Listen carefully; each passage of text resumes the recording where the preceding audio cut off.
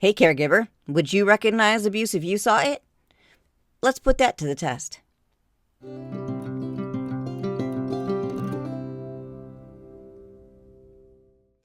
This video is intended for adult viewers only. It discusses elder abuse and may be sensitive for some audiences. Viewer discretion is advised. No explicit language is included.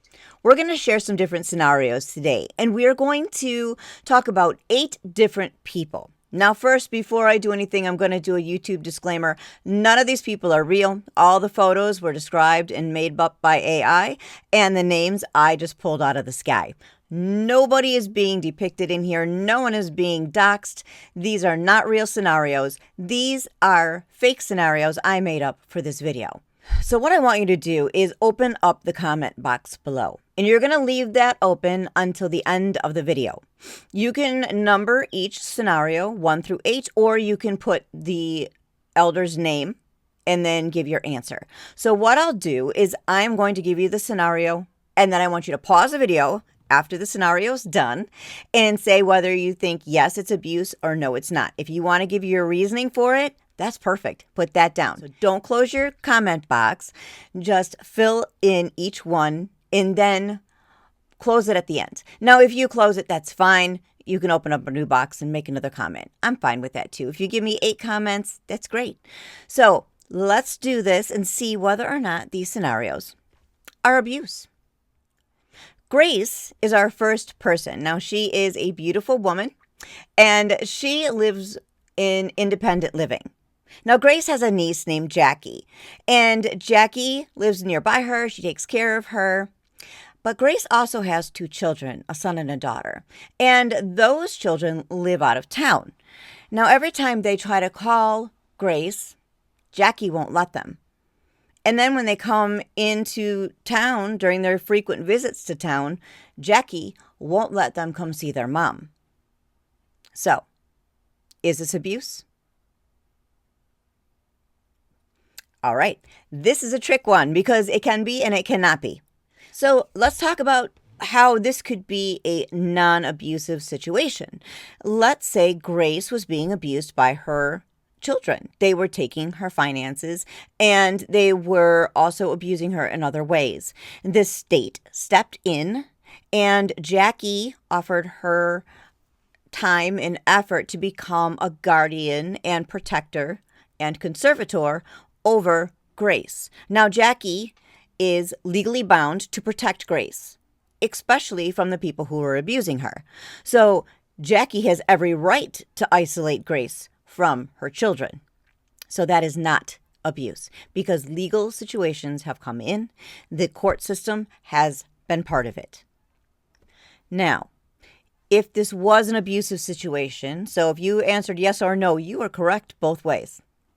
If this was an abusive situation, what was happening here is that Jackie is isolating Grace. She's keeping people away. She sees Grace as someone that is vulnerable, that is isolated because her children live out of town, and so she can control what's going on with Grace. So that is considered abuse, and that is a punishable offense.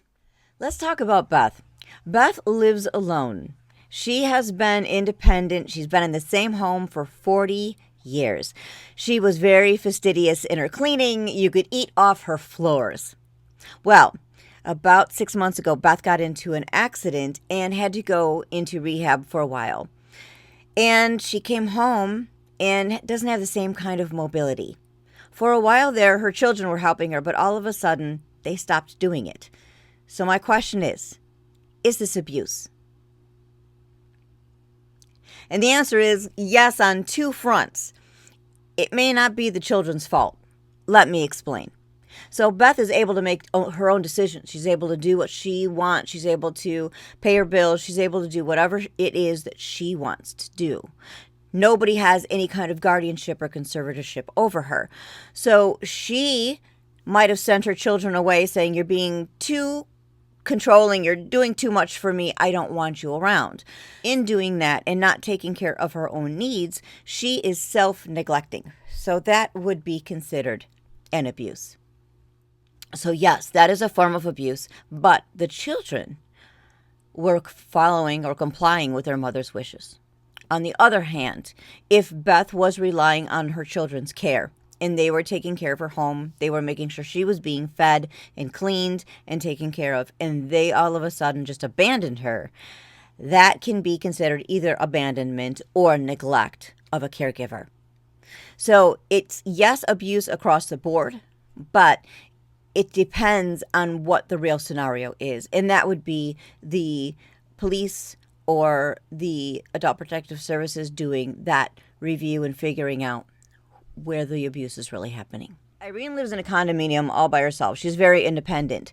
And she is just doing a great job of it. And her children are very supportive. Her son, Joseph, and her daughter-in-law, Bev, sit down with her one day and tell her that they need to take her car keys from her.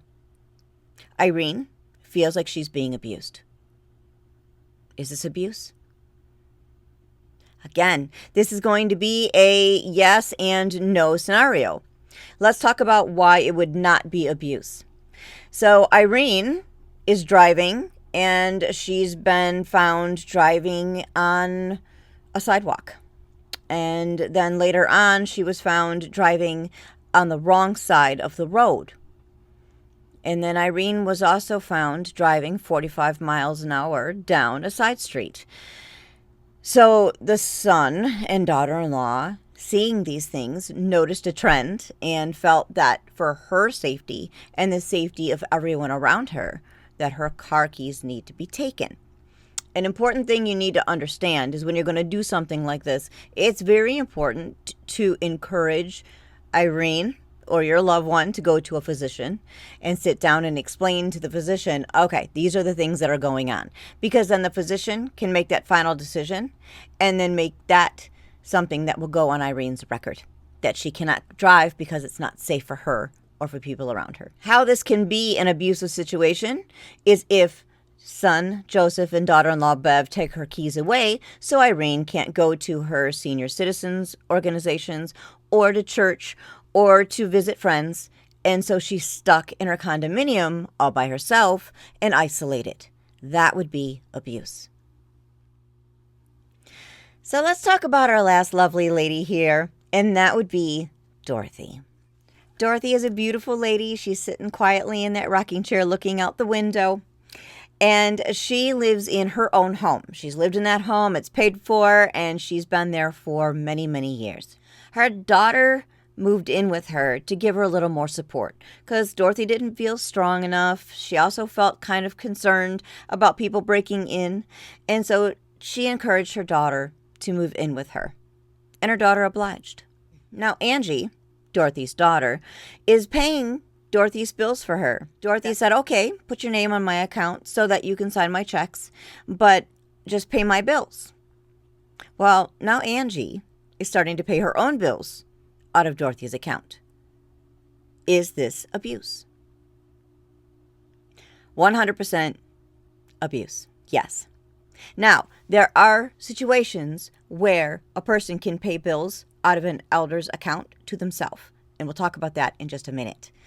But in this instance, Angie is paying her own bills out of her mom's account. Even with Angie being on the account as a co-signer, that is abuse. It is unacceptable and against the law. At no time should you ever be paying bills of your own accord out of your loved one's account. That is exploitation. We're going to be talking about somebody who is a conservator. Now, what is a conservator?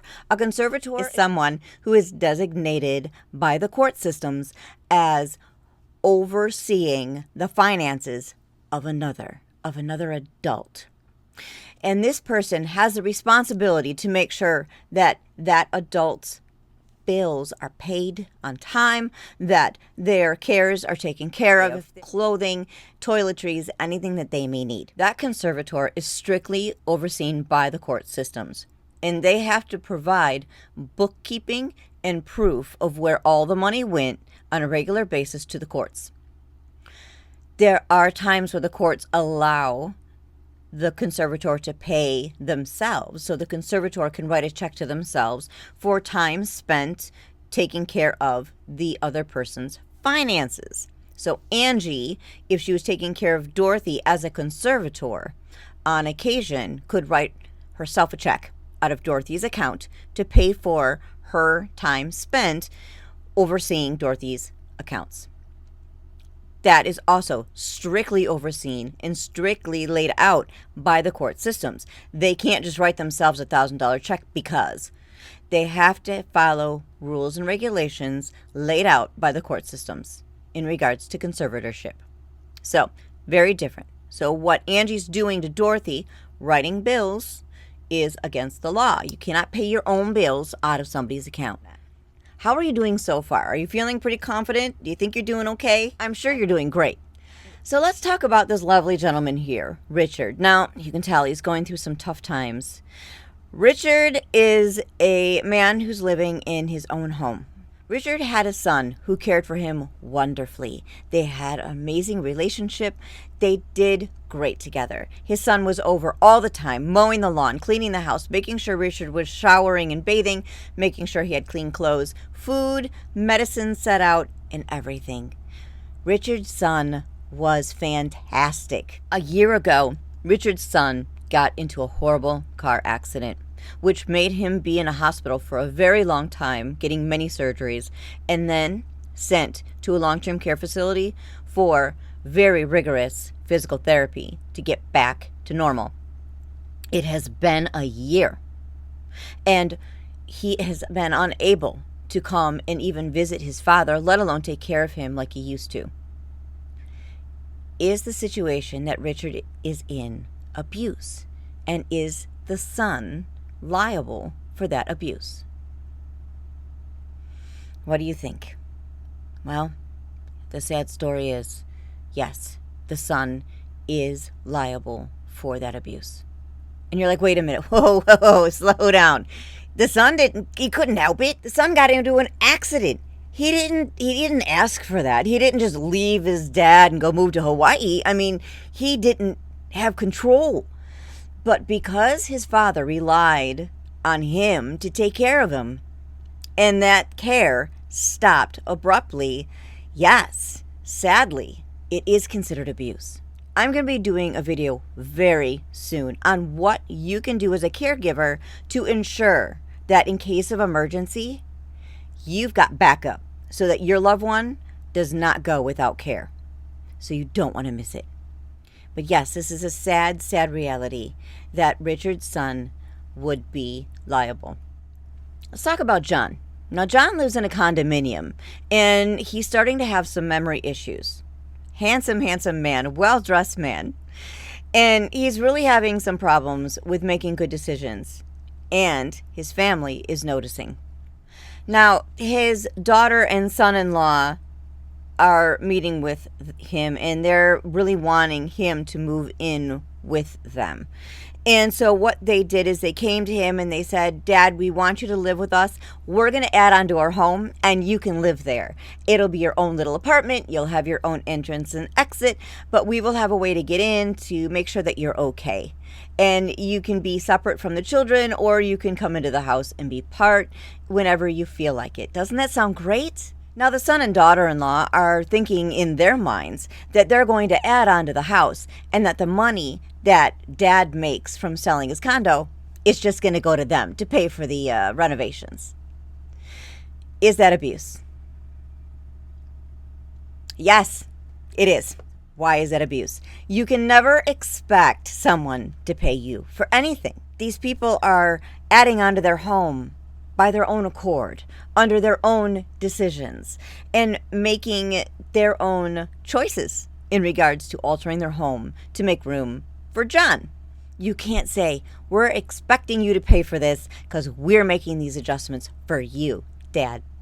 No, that's abuse.